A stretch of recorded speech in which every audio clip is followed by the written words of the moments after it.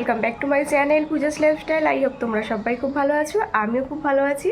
তো প্রথমে সবাইকে জানাই হ্যাপি হোলি বা দোল পূর্ণিমা, অনেক অনেক শুভেচ্ছা, অনেক অনেক ভালোবাসা। তো আজকে হচ্ছে দোল পূর্ণিমা, তার জন্যই দেখো সকাল সকাল স্নান করে নিয়েছি। কালকে তো দেখতেই পেলে ন্যাড়াপোড়ার ব্লগটা, তো কেমন লেগেছে অবশ্যই কিন্তু সবাই কমেন্ট করে দিও আমার আগে যে ব্লগটা আপলোড হয়েছে। তো যাই হোক, আজকে কিন্তু দোল পূর্ণিমা, তার জন্যই কিন্তু রেডি সেডি হয়ে গেছে সকাল সকাল স্নান করে, কারণ আজকে 11:30টার মধ্যে পূর্ণিমা ছেড়ে যাচ্ছে। তো গপু তো কালকে থেকেই রং খেলা শুরু করে দিয়েছিল। তো আজকে আমরা রং খেলার আগে সবার আগে গপুকে রং খেলাবো, তার জন্যই রেডি হওয়া। স্নান করলাম, আজকে সব তাড়াতাড়ি কাজবাজ সেরে ফেলেছি। তো চলো বেশি কথা বলবো না, অনেকটাই বেলা হয়ে গেল, প্রায় 9টা বাজছে। মামামকে ব্রেকফাস্ট করে তারপর পুজো দিতে বসবো। তো আজকে ব্লগটা ইন্টারেস্টিং হতে চলেছে, আজকে হোলি ব্লগ তোমাদের সাথে শেয়ার করব। তো চলো আজকে ব্লগটা শুরু করলাম, দেখে দেখো। তো নিচে গিয়ে দেখা হচ্ছে। আমি ঠাকুর ঘরে চলে এসেছি, আর এখন আমার গোপু সোনা কিন্তু রং খেলার জন্য রেডি। তো দেখো এই যে গোপু সোনার ছোট্ট ফিচকিরি আর হচ্ছে বালতির মধ্যে রং গুলে দিয়েছি, আর এই যে রঙগুলো আছে এখানে। তো এখন গোপু সোনাকে তুলসী মঞ্চের ওখানে নিয়ে গিয়ে রংটা খেলাবো। তো চলো আমার সাথে তোমরাও চলো, গোপু সোনা কীভাবে রং খেলছে সেটাও দেখবে। এবার কিন্তু গোপু সোনাকে নিয়ে চলে আসলাম একেবারে তুলসী মঞ্চর কাছে। আর ঠাকুর ঘরে আসার আগে কিন্তু আমি তুলসী মঞ্চটা আবির দিয়ে সাজিয়ে নিয়েছিলাম, যেটা প্রতি বছরই করে থাকি। তো এই নিয়ে হচ্ছে 2 বছর আমার গোপু সোনাকে নিয়ে দোল কাটানো।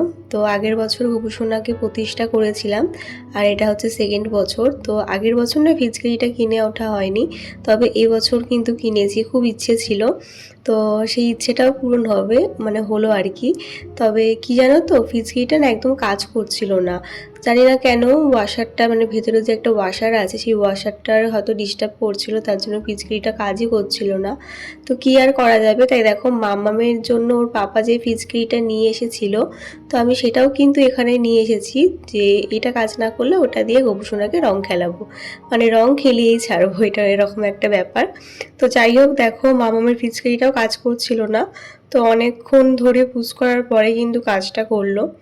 যেহেতু নতুন, তার জন্যই হয়তো প্রবলেম করছিল। তবে গোপু সোনার ফিচকারিটা কাজ করছিল, তবে খুবই কম, মানে জলটা পাম্প হচ্ছিল না ঠিক, তার জন্যই কিন্তু আমি ওই মাম্মামের ফিচকারিটা দিয়ে গোপু সোনাকে রং খেলিয়েছি। তো আমারও খুব ইচ্ছে ছিল, আগের বারে অনেককে দেখেছি ইনস্টাগ্রামে যে অনেকে এরকম ভিডিও শ্যুট করছে। তো আমার খুব ইচ্ছে ছিল গোপু সোনাকে এরকম একটা ভিডিও শ্যুট করার। তো সেটা ফাইনালি আজকে আমার পূর্ণ হয়ে গেল। তো তোমরা কিন্তু অবশ্যই জানিও আমার গোপু সোনাকে রং খেলার লুকে কেমন লাগছিল। তো আমি তো ফটো অলরেডি ছেড়েই দিয়েছি ফেসবুকে, যারা আমার ফেসবুকে আছো তারা তো দেখেই নিয়েছো আশা করি। তো যাই হোক, খুব সুন্দর লাগছিল। আর দেখো গোপু সোনাও কিন্তু বেশ আনন্দ পাচ্ছিল, তার মুখটা দেখেই কিন্তু তোমরা বুঝতে পারছো। তো দেখো ফাইনালি কিন্তু মামামের ফিচকারিটা দিয়ে আমার গোপু সোনাকে রং খেলালাম। তো ফিচকারিটার সাথে, মানে গোপু সোনার ফিচকারির সাথে যে রংটা দিয়েছিল, সেই রংটা দিয়ে কিন্তু আমি গোপু সোনার রং খেলালাম। আর এদিকে দেখো আমার মাম্মাম কি করছে, যেহেতু একবার দেখেছে আমি গোপু সোনাকে রং দিচ্ছিলাম ওর ফিচকিটা দিয়ে, সেটা দিয়ে কিন্তু মাম্মামও দিচ্ছিল, যদিও ও কিন্তু ফিচকিটা ইউজ করতে জানে না। আর দেখো এই হচ্ছে আমার গোপু সোনার ফাইনাল লুক, ফিচকিরি দিয়ে রং খেলে তার কী না অবস্থা হয়েছে। তো যাই হোক, এবার কিন্তু ঘরে গিয়ে তাকে স্নান টান করে নতুন বস্ত্র পরাবো। এরপরে কিন্তু গোপু সোনাকে ঘরে এনে স্নান করে নতুন বস্ত্র পরিয়ে দিয়েছিলাম। আর এই হচ্ছে আমার আজকে গোপু সোনার হোলির স্পেশাল লুক। তো কেমন লাগছে অবশ্যই তোমরা জানিও। আর এই হচ্ছে আমার লক্ষ্মী। তো পুজো টুজো সেরে কিন্তু আমি চলে আসলাম সৌজা জানলায়। আর তোমার দাদা ভাই আমাকে ঘোল বানাতে বলেছিল, তাই দেখো সেটা এখন বানিয়ে রাখছি। তারপরে কিন্তু একটু রেডি হব হোলির জন্য, হোলির স্পেশাল ফটোশ্যুট করার জন্য। তাহলে চলো হোলির ঘোলটা বানিয়ে নিই, তারপরে আবার রেডি হয়ে দেখা হচ্ছে তোমাদের সাথে। এই যে আমরা রেডি হয়েছি হোলি ফটোশুট করব বলে।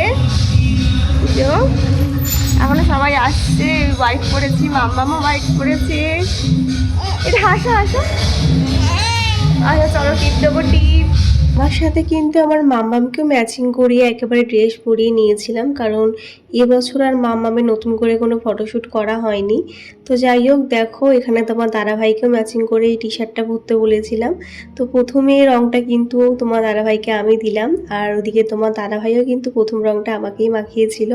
তো এটা একটা সিনেম্যাটিক ভিডিও করছিলাম, তবে ভিডিওটা অনেকটাই শর্ট হয়ে গেছিলো, তার জন্যই হয়েছে আর কি মোটামুটি। তো যাই হোক, আমাকে কেমন লাগছে আজকের হোলির লুকে অবশ্যই তোমরা জানিও।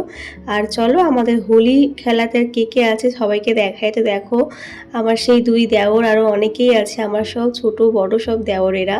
তো সবাই মিলে কিন্তু আজকে আমরা হোলিটা ভীষণ মজা করেছি। মানে অল্প টাইমের জন্য হলে কি হবে, এত মজা হয়েছে যে কি বলবো। তবে আরেকটু টাইমটা বেশি পেলে হয়তো ভালো হতো। তো দেখো প্রথমেই কিন্তু আমাকে রং মাখিয়ে একেবারে ভূত করে দিল। আর হোলিতে দেখবে একটু হোয়াইট কালারের ড্রেস পরতে যেন বেশি ভালো লাগে। তো আমি প্রথমে ভাবছিলাম যে হোয়াইট কালারের এটা পরবো না, তারপরে কি মন হলো ভাবলাম না পরেই ফেলি। যাই হোক, এখন তো আর রং খেলা হয় না, আবিরই খেলা হয়। তো দেখো আমি এখন যাচ্ছিলাম আমার যাকে ডাকতে, কারণ ও এখন অবধি আসেনি। ও আসলে ওর সাথেও একটু ফটো ক্লিক করবো। তো প্রচুর ফটো তুলেছি আমরা, আর ভীষণ ভালো মতন খেলেছি। তো সেই ফটোগুলো তোমরা আমার থাম্বনেলে দেখতেই পাবে। তো দেখো আমার যা চলে এসেছিলো, তারপরে কিন্তু ওকে রং মাখিয়ে দিলাম, তারপরে একটু ফটোও তুলে নিলাম। আর এদিকে দেখো আমার মামামকে, সেও কিন্তু রং মেখে একেবারে ভূত হয়ে গেছে। আর এখানে তার দাদাইয়ের কোলে উঠে মানে এত সুন্দর একটা ফটো উঠেছে না, তোমরা আশা করি থাম্বনেলে দেখেইছো। তো মানে খুব সুন্দর উঠেছে এই ফটোটা বাবার সাথে ওর। তো সেটা দেখে আমার ভীষণ ভালো লেগেছে, আর বাবারও খুব পছন্দ হয়েছে। বাবা তো বলছিল যে এটা বাঁধিয়েও রাখবে। তারপরে দেখো মা তো আসতেই চাইছিল না, তারপরে মাকে জোর করে আনা হলো, কারণ বাড়ির বড়দের পায়ে আবির দিয়ে তারপরেই কিন্তু রং খেলাটা শুরু করা উচিত। যেহেতু মাকে অনেকক্ষণ ধরে ডাকছিলাম বলে মা আসছিল না, তার জন্য কিন্তু আমরা এই কাজটা করতে পারছিলাম না। তারপর দেখো মা বাবাকে ডেকে এনে দুজনকে আবির দেওয়া হলো, আর ওদিকে মাও কিন্তু আমাদের সবাইকে আবির দিল।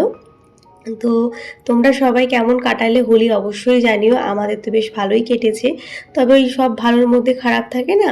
তো যাই হোক, ভালোর মধ্যেও শেষটা খারাপভাবেই কাটলো, সেটা তোমার সাথে পরেই শেয়ার করবো, পরে দেখতে পাবে পুরো ব্লগটা দেখতে থাকলে। যাই হোক দেখো, এরপরে কিন্তু সবাইকে রং টং মাখানো হয়ে গেছিলো। এবার কিন্তু আমরা ফ্যামিলি একটা ফটো ক্লিক করবো বলে এখানে বসে পড়লাম, কারণ এখানে ফটোটা খুব সুন্দর আসছিলো। তবে প্রচণ্ড রোদের তাপ ছিল, এত রোদের তাপ ছিল যে কি বলবো। দেখো বিকাশ মাকে একটু ঠিক করে বসিয়ে দিচ্ছিলো যে কোথায় বসলে ভালো একটা ফটো আসবে। আর সত্যি এখানে ফটোটাও খুব সুন্দর এসেছে, যেহেতু বাইরে আর রোদের মধ্যে দেখবে ফটো খুব ভালো আসে। তো প্রচণ্ড রোদ ছিল বলে আমাদের এত অসুবিধা হচ্ছিলো যে কি বলবো। তাই দেখো সানগ্লাস পরে বসেছিলাম, আর মামাম তো সানগ্লাসটা কিছুতেই পরতে চাইছিল না। তবে মামাম কিন্তু ভীষণ মজা পেয়েছে, মানে রং নিয়ে নিজে নিজেই মাখছিল, এরকম একটা ব্যাপার। তো দেখো এখানে প্রথমে আমাদের ফ্যামিলি পিক তোলা হলো, তারপরে কিন্তু যারা যারা আমরা রং খেলছিলাম আমার সব দেওরদের মিলে কিন্তু আমরা ফটো তুলেছি। আর দেখো বাবাও কিন্তু ভীষণ খুশি ছিল। সব মিলিয়ে দোলের সকালটা আমাদের ভীষণ ভালোভাবে কেটেছে, আর শুধু শেষটা খুব বাজেভাবে কেটেছিল আর কি। তো সেটা কি হয়েছিল সেটা পুরো ব্লগটা দেখতে থাকলে জানতে পারবে। যাই হোক দেখো এখনও অবধি মা বাবার সাথে ফটো তোলা হয়ে গেল। এবার দেখো আমার সব দেওরা মিলে, মানে আমার সব দেওর ওরা সবাই মিলে কিন্তু এখানে শুভ বিকাশ সবাই মিলে একটু ফটো তুলছিলাম, কারণ এটা একটা স্মৃতি, আর এই ব্লগটাও কিন্তু আমার একটা স্মৃতির পাতায় রয়ে যাবে। যাই হোক আমার তো ভীষণ মজা হয়েছে। তো দেখো সবাই মিলে ফটো তুললাম। খেলা শুরু করে দিয়েছি। হ্যালো গাইস, হাই গাইস, আমরা রং খেলা শুরু করে দিয়েছি, এখন সবাইকে রং মাখাতে যাচ্ছি। তো সবাই হোলি কেমন এনজয় করছে অবশ্যই জানিও।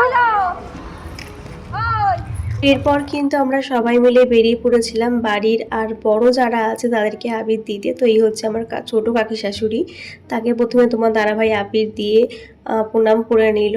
আর রং খেলা মানেই কিন্তু বড়দের থেকে আশীর্বাদ নেওয়া পায়ে আবির দিয়ে, যেটা ছোটো থেকে করে আসি আমরা। তো দেখো এখানে আমার ছোট কাকি শাশুড়িকে মানে কাকিকে আবির দিলাম, কাকিও কিন্তু আমাদের সবাইকে আবির দিল, আর কাকির থেকে আমরা আশীর্বাদ নিয়ে নিলাম। তো তারপরে কিন্তু চলে গেছিলাম পাশে জেঠির ঘর, জেঠিকে আবির দেওয়া হলো।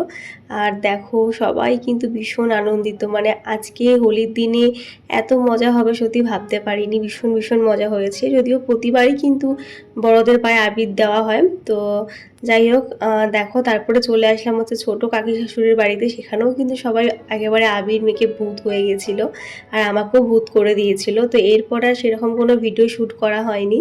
তো দেখো মামামকে নিয়ে এবারে বাড়ি গিয়ে স্নান করিয়ে খাওয়াবো। আর এদিকে দেখো আমার এই দেওর কি করলো, আমার সাথে পুরো আবির মাখিয়ে আমাকে তো ভূত করে দিল।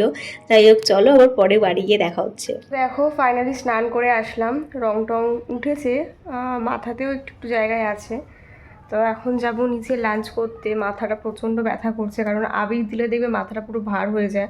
মাথাতে আবির দেওয়াতে মাথাটা পুরো ভার হয়ে গেছে। তার মধ্যে আজকে দুবার স্নান করলাম, সকালতে একবার করেইছিলাম।